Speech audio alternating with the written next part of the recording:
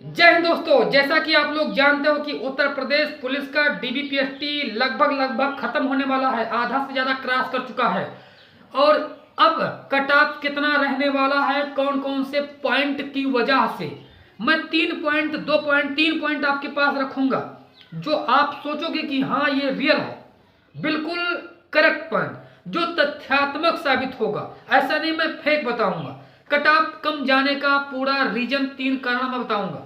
ठीक है, आप लोग इस वीडियो में आए हो थंबनेल देखकर, तो जो थंबनेल में है वही आपको बताऊंगा। आप लोग पूरा वीडियो जरूर देखना एकदम शुरू से अंत तक। अब देखो, अभी तक मैं 16 तारीख तक मैं डाटा मैं ले चुका हूं। 16 जनवरी तक डाटा मैं ले चुका हूं डीबीपीएसटी का। ठीक है, अब कहां से लिया, अब आप लोग को कैसे समझाऊं। बहुत से नोटिफिकेशन पढ़कर, बहुत से यूट्यूब पर भी थोड़ा थोड़ा वीडियो में जो मैं सोचता हूं, जिसका देखता हूं कि मतलब हाँ ये तथ्यात्मक है, कुछ पॉइंट वहां से भी लेता हूं और कुछ पॉइंट वेबसाइट पर जाता हूं, कुछ पॉइंट उत्तर प्रदेश पुलिस के वेबसाइट पर नोटिस में भी मिलता है, ऐसा नहीं है। तो ये सब डाटा 4-5 स्रोत से मैं इकट्ठा किया हूं आपको पूरा डिटेल से बताने के लिए। तो आप लोग बने रहिएगा मेरे वीडियो में। तो सबसे पहले मैं बता दे रहा हूं, सबसे पहले मैं बता दे रहा हूं पहला पॉइंट, नॉर्मलाइजेशन किस शिफ्ट को कितना मिला, ये पूरा एकदम निचोड़ में बताऊंगा वीडियो के अंत में। ठीक है, जब कट ऑफ बताऊंगा। लेकिन पहला पॉइंट ये सोच लीजिए कि आज तो है 19 जनवरी, लेकिन 16 जनवरी तक डाटा मैं एकत्रित कर चुका हूं। 16 जनवरी तक जितना डीबीपीएसटी हो चुका है उसमें लगभग 13,000 तो 15 जनवरी तक ही फेल हो चुके थे डीबीपीएसटी में। अब ये आंकड़ा 15-16 हजार हो गया होगा, लेकिन चलो मैं मोटे मोटे तौर पर 15,000 मानता हूं, क्योंकि पहले दिन दूसरे दिन ज्यादा डीबीपीएसटी में फेल नहीं किया गया था। चेस्ट में मतलब छूट दे दिया गया था, बहुत सारे डॉक्यूमेंट में भी छूट मिल चुका था, हाइट में भी छूट मिल जाता था। मेरा 3 जनवरी को था भिनगा में, मेरे सामने एक लड़का हाइट में बहुत छोटा था, उसको भी पास कर दिया। लेकिन अब हाइट में जरा सा भी मतलब अगर कम है तो निकाल दे रहे हैं, मतलब एकदम बढ़ता जा रहा है डाटा फेल होने का। तो 15,000 में मान लो 15,000 16 तारीख तक। तो अभी कितना दिन चलेगा, अभी 15 और 7 22-23 दिन अभी डीबीपीएसटी चलेगा। लगभग आधा से थोड़ा ही कम है, तो थोड़ा ही कम मतलब चलो मैं 10,000 मान लेता हूं, अभी और फेल जाएंगे।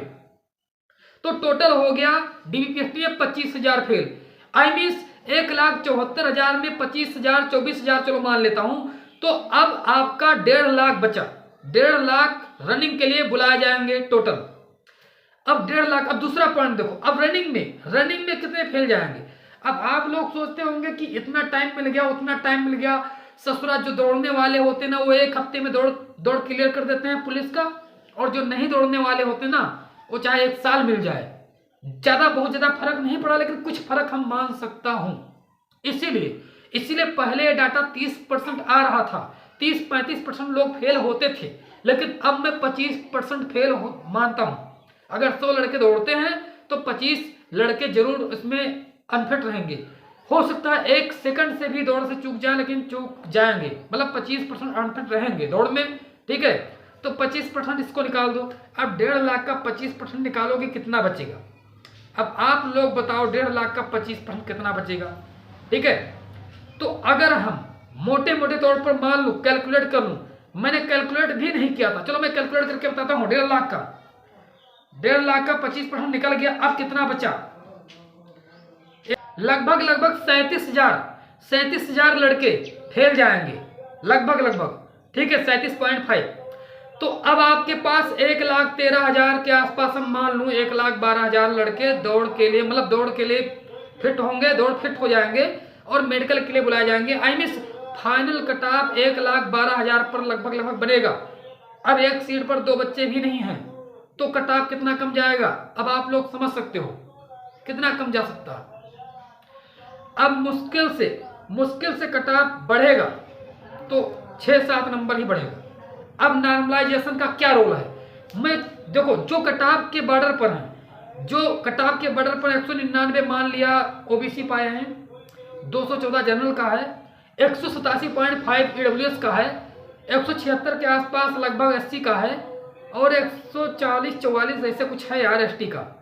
तो अगर हम इन लोगों का कट ऑफ मान लूँ तो कट ऑफ से या कट ऑफ के बॉर्डर पर जो है वो समझ लो फिट हैं, वो फाइनल तक चले जाएंगे, लगभग सेफ हैं।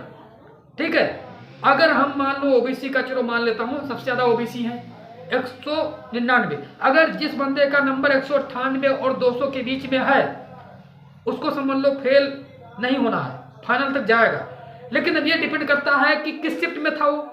जैसे मान लिया कि 23 के फर्स्ट शिफ्ट में था, 23 के सेकंड शिफ्ट में था, 24 के फर्स्ट शिफ्ट, 25 के सेकंड के आसपास, ऐसे मतलब कोई जिस शिफ्ट में नॉमिनेशन मिला है ज़्यादा, उस शिफ्ट के लिए तो कोई दिक्कत ही नहीं है। जो बॉर्डर पर है 199, 198 या फिर 200 नंबर पाया वो भी क्वालिफाई कर जाएगा फाइनल तक। लेकिन अब कोई शिफ्ट में बहुत कम नंबर मतलब नॉमिनेशन में मिला है तो उस शिफ्ट के लिए मैं बहुत नहीं कह सकता हूँ। लेकिन आप लोग अब समझ गए होंगे कट ऑफ कितना जाएगा। अगर आप 200 नंबर पाए हो ओबीसी या फिर 199, 198 के आसपास पे हो तब भी आप समझ लो सेफ हो।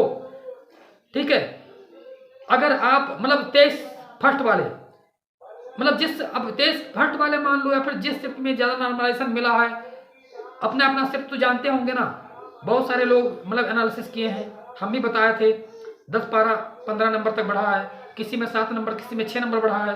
तो अपने अपने शिफ्ट के अकॉर्डिंग समझ लो कितना नंबर हमारा होना चाहिए फाइनल तक जाने के लिए। और फाइनल मेरिट ज़्यादा नहीं बढ़ेगा, 210 के आसपास ही रहेगा, 209-10 के आसपास फाइनल मेरिट जाएगा ओबीसी का।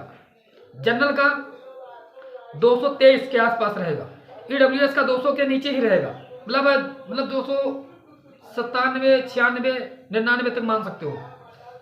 इसी तरह मतलब 7-8 नंबर SC ST का भी 10 नंबर मुश्किल से बढ़ेगा, ST का भी इतना ही बढ़ेगा। तो अब आप लोग को वीडियो कैसा लगा, लाइक और सब्सक्राइब जरूर करना। ओके, धन्यवाद, मिलता हूँ नेक्स्ट वीडियो में।